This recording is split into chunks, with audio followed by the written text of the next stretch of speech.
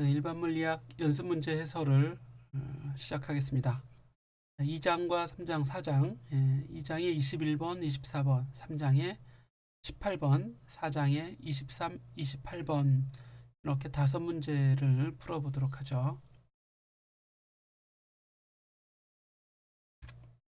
네, 먼저 21번, 2장의 21번 문제 보도록 하겠습니다. 높이가 380m인 빌딩 옥상에서 지면을 향해 수직으로 물체를 낙하시켰다고 하자 그랬습니다. 이때의 낙하는 다른 처음 속도가 없는 걸 보면 아마 처음 속력은 아예 0으로 낙하를 시킨 것 같아요. 그래서 처음 공이 이렇게 있었는데 나중에 지면으로 이렇게 떨어지고 이제 빌딩이 높이가 H가 380m인 이런 높이가 되겠네요. 그랬을 때 이제 처음 속도를 아예 이제 0이라고 두고 나중 속도는 이제 지면에 도달하기 직전의 속도를 아예 V라고 이렇게 두겠습니다. 그러면 아래쪽 방향으로의 가속도 G가 있게 되죠. G는 9.8 m/s 제곱 이런 가속도를 갖게 되죠. 자, 그러면 이동 거리 변이가 아래쪽 방향으로 380m가 돼요.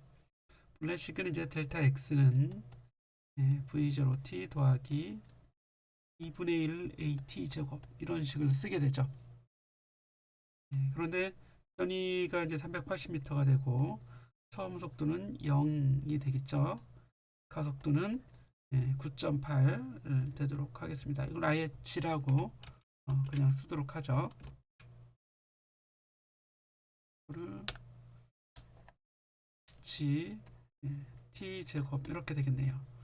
따라서 우리가 이제 t를 구해보면 t 제곱이 g분의 2 델타 x 또는 g분의 2 380인데 이것도 여기는 이제 루트가 있어야 되겠죠. 루트가 이렇게 있고 근사적으로 구해보면 g는 뭐 10이라고 이렇게 써볼 수 있고요.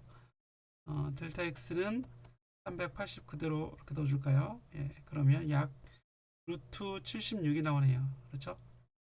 루트 76 이런 값이 나옵니다. 그래서 8보다는 크고 9보다는 작은 이런 값이 되게 될 거고 B번 문제 가보면 지면에 도달하기 직전의 속도 그랬으니까 이 V를 구하는 건데 V는 V0 더하기 GT를 쓰면 되겠죠. 그래서 V0 0이니까 GT만 남게 되고 G가 9.8 또는 여기 이제 요 T에 대한 식을 요 식을 그대로 가져옵니다. G 곱하기 루트 G분의 2 델타 X 뭐 이렇게 T를 다시 이제 원래 G가 들어간 식으로 써도 되겠죠. 그러면 이렇게 쓰면 G가 안에 G의 제곱으로 들어가게 되니까 루트 2 곱하기 G 곱하기 델타 X 이런 형태로 V를 구해 볼 수 있겠습니다. 그래서 이걸 달리 쓰면 루트 2G H 높이를 우리가 H라고 했으니까 이렇게 쓸 수도 있겠죠. 네, 이렇게 해서 2-21번 문제인데 요거는 여러분들이 이제 숫자를 여기 대입해서 전자계산기로 이렇게 다 구해주면 되는 거죠. 다음 문제 가보겠습니다. 24번이네요.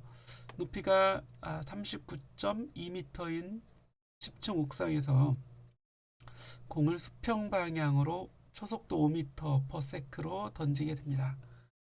이렇게 봤을 때 그 높이가 이제 5m가 되는 거예요. 이걸 뭐 H라고 둡시다.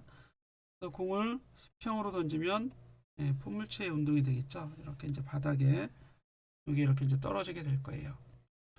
그때 떨어지는데 걸리는 시간이 얼마냐? 그러면 시간은 Y축 방향에 자유낙하 운동이 되겠죠. 우리 바로 21번 앞에 문제 풀어본 것처럼 그래서 시간은 바로 루트 G분의 EH 이런 식으로 이제 구해줄 수 있습니다. 그래서 이거는 아예 이제 9.8이라고 다 두고 2 곱하기 높이가 39.2. 그래서 이거를 우리가 계산기로 계산해 주면 단위는 초로 나오게 됩니다.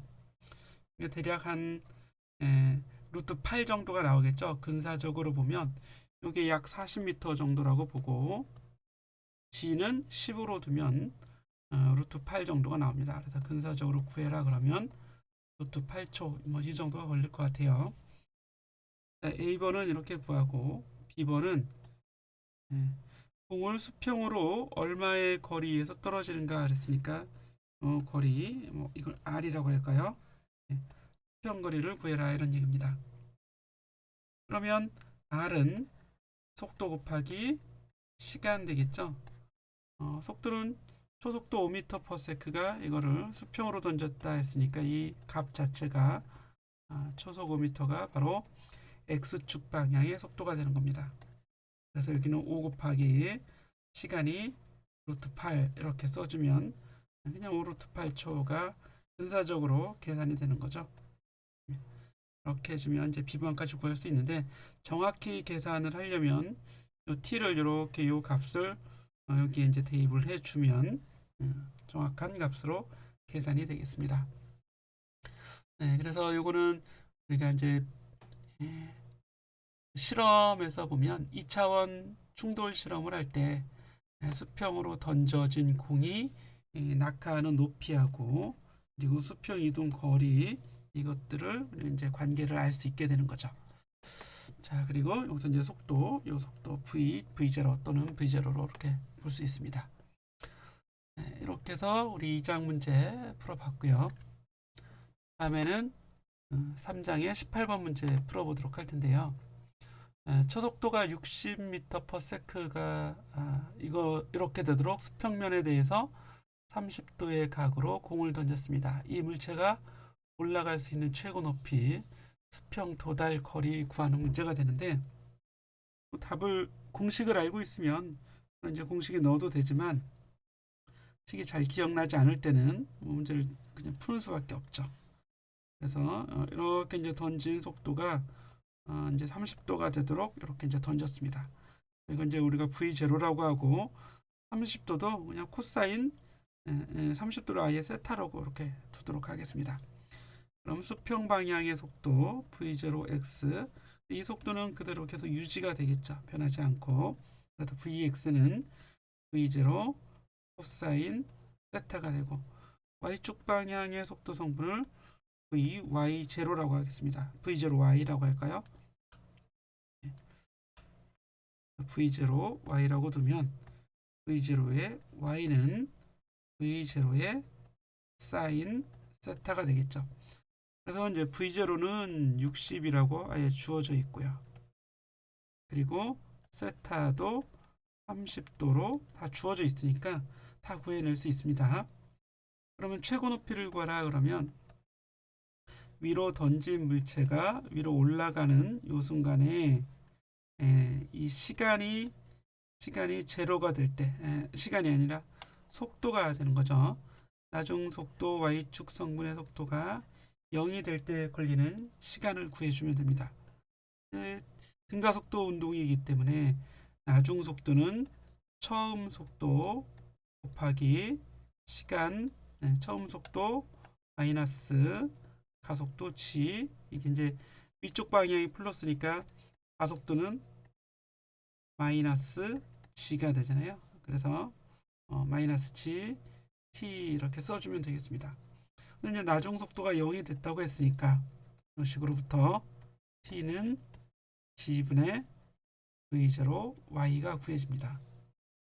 근데 이 값은 이미 여기 이제 제시가 돼 있죠. 그래서 60 곱하기 사인 30도니까 2분의 1이 되고 이게 30m/s가 되는 거고요. V0x도 구해볼 수 있겠죠. 이거는 60 곱하기 2분의 루트 3이 됩니다. 그래서 30 루트 3으로 이제 구해주면 되겠죠. 그래서 t를 구해보면 여기 t는 약 10분의 V0y가 30이 되니까 이제 근사적으로 3초의 시간이 걸린다고 할 수 있습니다. 이 시간은 이제 최고 높이까지 올라가는데 걸리는 시간이고, 수평 도달 거리는 올라가는 시간은 정중앙까지죠. 여기까지 걸린 시간의 2배가 돼야 여기 끝에 다시 오게 되는 겁니다. 이렇게 이제 ET가 되겠죠. 이 문제에서는 T는 최고 높이까지 올라가는데 걸리는 시간이고, 그거에 2배 해주면 수평 도달 거리가 되는 겁니다. 그래서 B번의 답은 수평 도달 거리 R이라고 합시다. 이 길이 R은 Vx 곱하기 시간 T의 2배가 되는 거죠. 전체 시간. 그래서 ET라고 이렇게 써주면 되겠습니다. T는 이제 구해놨어요. 그렇죠? 그래서 60 곱하기 2 곱하기 3 해서 360m 이렇게 가겠네요. 그렇죠? 이런 형태로 우리가 이제 답을 구해줄 수 있습니다. 그래서 중요한 건 분해해서 X축 방향의 운동하고 Y축 방향의 운동을 보게 되는데, X축 방향의 운동은 등속 운동이 되는 거고요. Y축 방향의 운동은 등 가속 운동이 되는데, 아래쪽으로 9.8이 되겠죠. 아래쪽으로 9.8m/s의 제곱의 가속도 운동을 하게 됩니다. 자, 이렇게 한 축으로는 등속, 다른 수직한 한 축으로는 등가속 운동을 하면 여기 바로 대적이 포물선이 나오게 되는 겁니다. 그래서 포물체 운동이라고 얘기하게 되죠. 3장 문제는 이렇게 정리하겠습니다. 이번에는 4장의 23번 문제가 되는데요. 자, 어떤 사람이 줄을 잡고 웅덩이를 건너고 있는 모습이라고 합니다. 이 사람의 무게가 600N이라면 줄에 걸리는 장력은 얼마인가 그랬는데요. 이 왼쪽 줄, 여기 보면 요 부분이죠. 요 부분은 이거 잘 안 보이나요? 이게 빨간색으로 볼까요? 이 줄이죠. 그리고 오른쪽에 줄 이렇게인데, 여기 이제 매듭이 이렇게 이제 묶여져 있는 겁니다. 그래서 사람은 수직으로 이렇게 이제 매달려 있어요. 이때 사람의 무게가 600N이라면, 그러니까 이걸 그려보면 이렇게 그려볼 수 있습니다. 그래서 힘이 얘는 T2가 되는 거고, 이렇게 수평 방향의 힘이 T1이 되고, 사람이 당기는 사람에 가해지는 무게 600N이 바로 이 줄 T3라고 해도 되겠고, 뭐 그냥 F라고 해도 되겠습니다. 이게 이제 600N이 되겠죠. T3는 600. 요거는 그대로 이 사람의 무게와 같게 되는 거죠. 이렇게 될 텐데, 여기서 이제 T2를 분해를 해볼 수가 있습니다. T2의 수직성분과 T2의 수평성분으로 분해하는데, 요 각이 37도라고 했으니까 요 각도도 똑같이 37도가 돼야겠죠.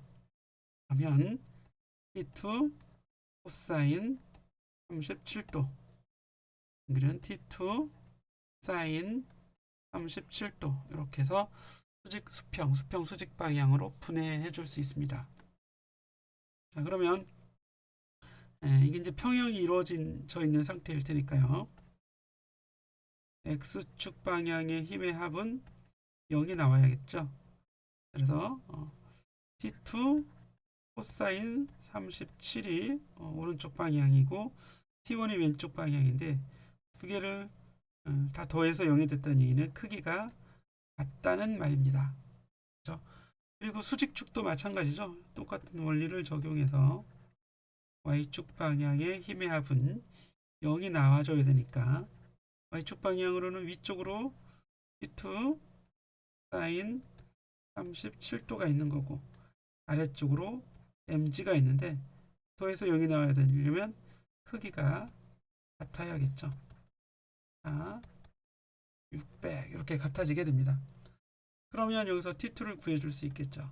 T2는 사인 37도분의 600N이 되는 거고, 이거를 위식에 넣으면 T1은 다시 바로 이제 T2를 구해줄 수 있겠죠.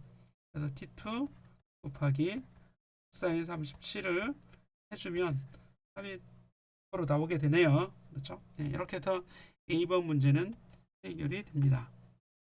자, 그런데 B번 문제는 자, 수평인 줄을 약간 더 위로 옮겨 달면 옮겨 단다는 얘기는 요 점을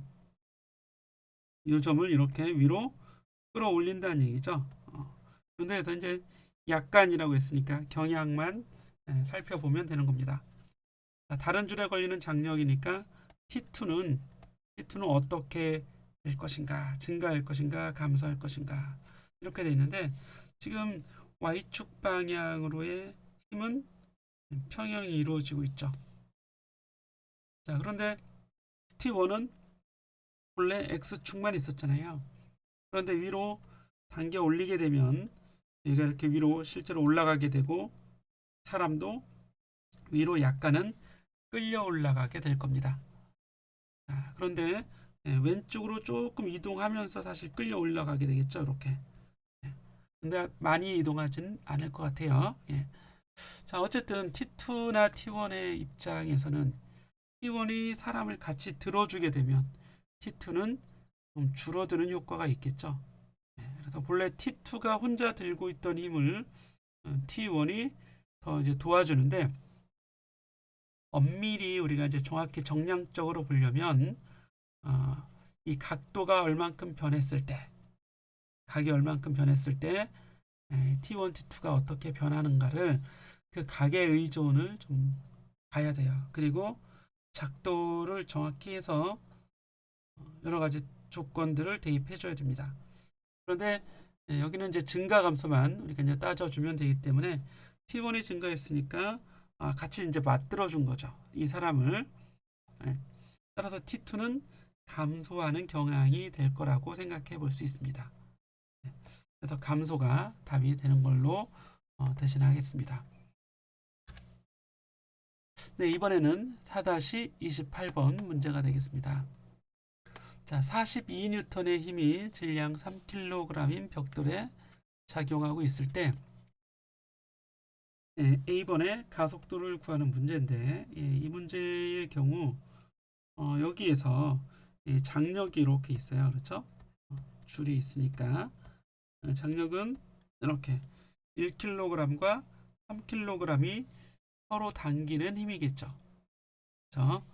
장력은 끌어당길 수만 있으니까요. 자, 그리고 여기 이 물체 각각의 이제 물체의 번호를 우리가 얘를 M1이라고 하고 질량을 얘는 M2, 얘는 M3라고 이렇게 이제 질량을 두도록 하겠습니다. 그런 후에 뉴턴의 제2법칙을 각각의 물체에 적용을 해 보도록 하죠. 먼저 1번 물체에 작용하는 합력 또는 R자임을 구하면 1번 물체는 오른쪽으로 T가 작용하겠죠. 그리고 왼쪽으로 작용하는 힘이 있나 봤더니 사실 여기 하나 이제 빼먹은 힘이 있는데 이 M1과 M2는 서로 밀어내게 됩니다. 이렇게 서로 이제 맞닿아 있으니까. 그래서 이 M2는 오른쪽으로 밀려나고 M1은 왼쪽으로 밀려나게 되는 거예요. 이 힘을 우리가 N이라고 합시다. 소문자 N으로 이렇게 표시를 하겠습니다. 문자 N으로. 잘 안 보이나요? 좀 진하게 써보면 이렇게 문자 N으로 보도록 하죠. 그리고 다시 돌아와서 1번 물체에 작용하는 R자임은 오른쪽으로 T가 있고 왼쪽으로 요 N이 있잖아요. 마이너스 N이 되는 겁니다. 그리고 뉴턴의 제2법칙이 돼서 M1 A1이 되고요. 자, 2번 물체에 작용하는 힘을 한번 구해보도록 하죠. 2번 물체는 중간에 끼어있는 이 물체인데 이 물체에 직접적으로 가해지고 있는 힘은 이렇게 1번과 2번이 서로 밀어내는 이 수직력이 되겠죠. 그래서 N만 가해지게 되는 겁니다. 이거는 이제 M2 A 수가 되겠죠. 자, 3번 물체에 가해지는 힘은 이미 주어져 있는 42N이 오른쪽으로 가해지고 T는 왼쪽으로 가해지게 되겠죠. 이렇게 해서 M3 A3가 되는데 M1은 1이고요. A1, A2, A3는 어때요? 이 물체들은 다 맞붙어 있거나 또는 상대적인 위치가 다 고정이 되어 있습니다. 그래서 가속도가 모두 같고 이거를 아예 A라고 써보면 여기서 1 A가 되고요. M2는 2 그리고 A2가 되겠고 오른쪽 M3는 3이죠. A3는 A가 됩니다. A2가 아니라 그냥 A라고 써줘야겠죠. 이렇게 되니까 여기서 뭘 구할 수 있어요? 그래서 여기 1번 이걸 1번씩이라고 합시다. 1번씩, 2번씩, 3번씩인데요. 좌변은 좌변끼리 다 더해주는 거예요. 그래서 여기 보시면 이렇게 얘네들 좌변에 있는 것들 다 이렇게 더해줍니다. 그리고 우변은 우변끼리 다 더해주면 이렇게 되겠죠. 좌우변이 서로 다 같으니까 여기 t하고 마이너스 t가 소거 되겠죠. 그리고 마이너스 n하고 n은 더해서 또 소거가 되고 남는 건 42만 남게 되고 오른쪽은 3a 여기 2a 더하면 5a a까지 더하면 6a가 되겠죠. 그래서 42는 6a가 됩니다. 6a 이렇게 되겠죠. 따라서 a는 뭐예요? a는 7m/s의 제곱이라는 가속도가 나오고 이거 1번식에 넣으면 t를 구할 수 있겠죠. 3번식에 넣어야겠네요. 그렇죠? 3번식에 넣으면 t는 이 식에서 3번식으로부터 t는 42 마이너스 3a인데 a가 7이니까 3a 37 21 되겠죠. 그래서 그대로 21뉴턴이 나오게 됩니다. 그리고 1번식에 의해서도 역시 동일해질 거고 2번식에 의해서는 n은 얼마가 되겠어요? n은 2a니까 27 14 뉴턴이 되는 거고 1번식에 넣어도 실제 넣어봐도 t는 얼마가 나와요? t는 원래 이제 21이었죠. 마이너스 n은 14였습니다. 그럼 7이죠.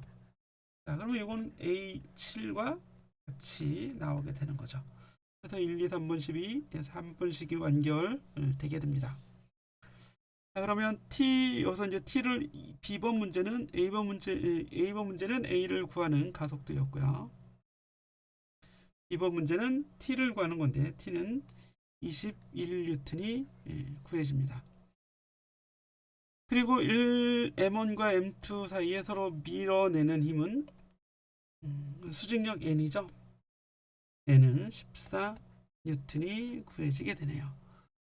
네, 이렇게 해서 그렇게 어려운 문제들이 아니었습니다. 이렇게 해서 여러분들이 정리해 보시고 5장의 과제나 연습 문제도 있으면 또 앞으로 제출을 잘 해주기 바랍니다.